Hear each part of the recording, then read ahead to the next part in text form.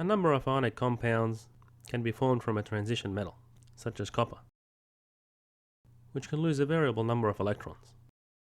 So remember that the metals and elements in a boron group lose electrons to form a stable outer shell, and the halogens and other non-metals gain electrons to form a stable outer shell of 8 electrons. So if we look at the first compound, chlorine gains an electron to have a stable outer shell. So in this case we have 2 chlorines, so therefore copper loses 2 electrons, such that the ionic compound is electrically neutral.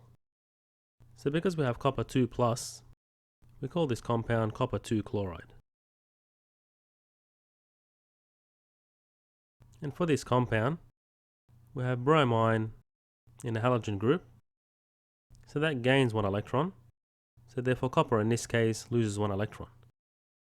And because copper has a 1 plus charge, we call this copper 1 bromide. And have a go at naming this compound as an exercise.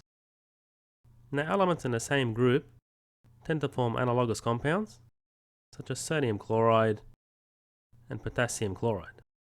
So here we can see the ratio of charge in sodium chloride is the same as the ratio of the charges in potassium chloride. And the ratio of elements is also the same.